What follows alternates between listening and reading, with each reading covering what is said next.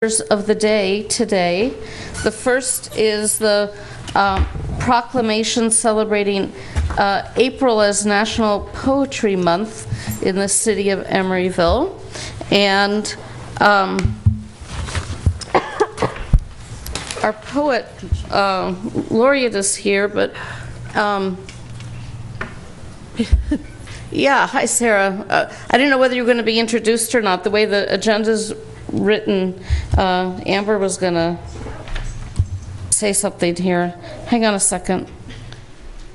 Let me pull up the proclamation. Do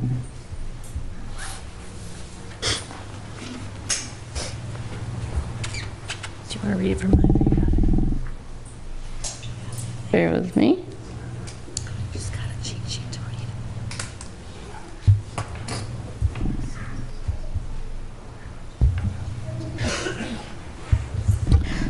So, Sarah, if you could come forward while I read this to you, that would be great. Whereas this is a proclamation celebrating April as National Poetry Month in the city of Emeryville. Whereas on April 6, 2010, by resolution, the City Council approved the establishment of a Poet Laureate program for Emeryville. And whereas on October 15, 2013, by resolution number 13-132, the City Council appointed Sarah Kobrinsky as the City of Emeryville's 2013 to 2015 Poet Laureate. And whereas the goals of the City of Emeryville Poet Laureate program are to increase awareness and enhance appreciation of poetry and the literary arts, and whereas the program expands the work of the city and its arts community from supporting the visual arts as demonstrated by the annual celebration of the arts exhibition, the Art in Public Places program, and Youth Arts Day, to encompass the literary arts to better serve the wide range of artists in Emeryville, including writers and literary and performance artists.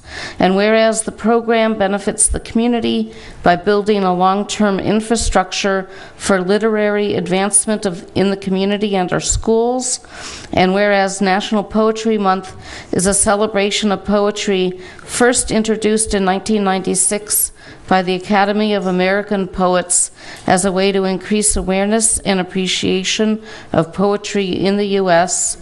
And whereas National Poetry Month has been celebrated every April in the U.S. since 1999, and the City of Emeryville wishes to acknowledge the importance of poetry and the literary arts by celebrating it here and now. Therefore, be it resolved that I, Ruth Atkin, Mayor of the City of Emeryville, on behalf of the City Council, do hereby proclaim the celebration of National Poetry Month in Emeryville this April and commence its celebration with a poetry reading that you'll give. So, thank you. Proclaim today, this 21st day of April. Thank you. First of all, I have to say how amazing it is that this community recognizes the importance of poetry. I brought a lot of poetry lovers with me. And some of you might have seen the Oakland Tribune today. And my family was a family that was priced out of Emeryville. Overnight, our landlord increased our rent 38%. And this story has really struck a chord with a lot of people because it's not just it's happening all over the Bay Area, to working families, to artists and writers. So it's wonderful that this community recognizes the importance of art, of literature, and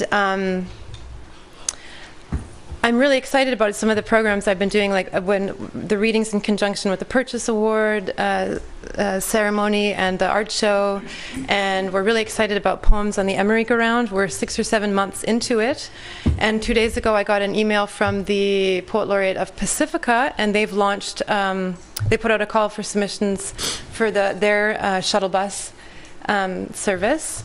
And I was contacted a few months ago by BART. They were putting together a best practices section for art on the potential art on the BART, and that's a really bad rhyme, art on the BART. And so they made reference to poems on the Emery ground.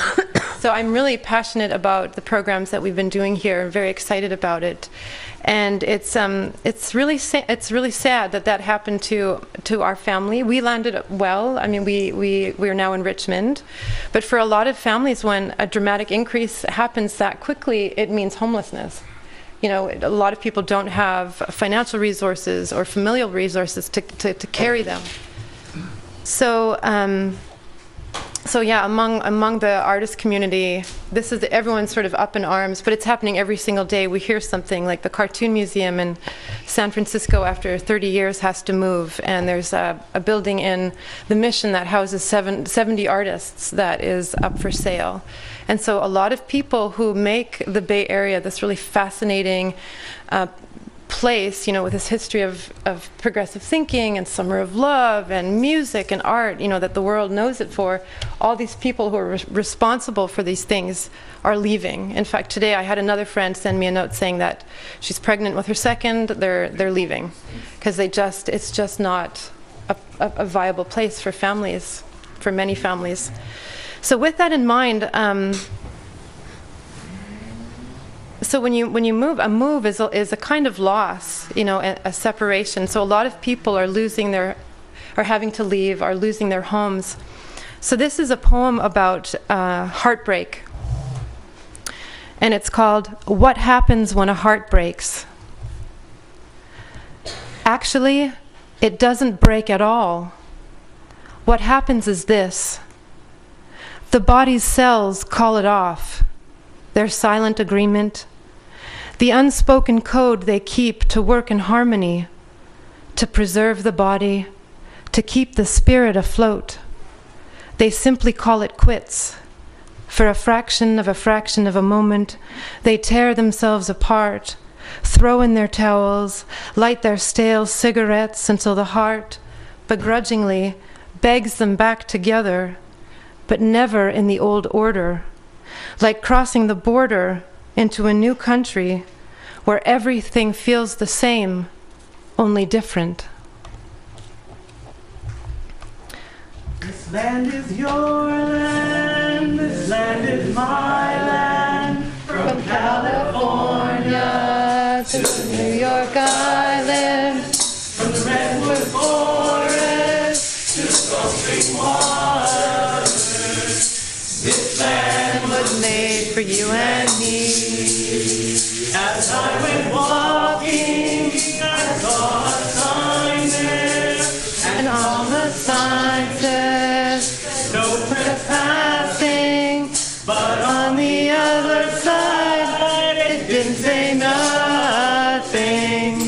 That side was made for you and me. This land is Your land, this land is my land, from California to the New York Island, from the redwood forest to the Gulf Stream waters. This land was made for you and me. nobody living Can never stop me as I go walking that freedom highway. Nobody living can make me turn back. This land was made for you and me. Everybody, This land is your land. This land is my land. From California to the New York Island, from the redwood forest to the Gulf Stream waters. This land was made for you and me.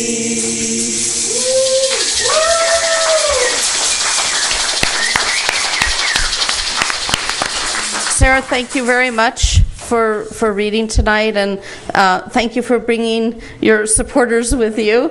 I think maybe we should sing as an opening for our meetings every night and to get us in a better mood. I said this to you privately, and I just want to say publicly that how much I appreciate your willingness to continue serving your term even after you were forced out and displaced out of town. So thank you for continuing doing the very creative work that you are doing, have done, that you initiated, and I'm so glad you're getting broader recognition for some of the innovative things that you've done here in Emeryville. So thank you very much. Thank you so much. All right.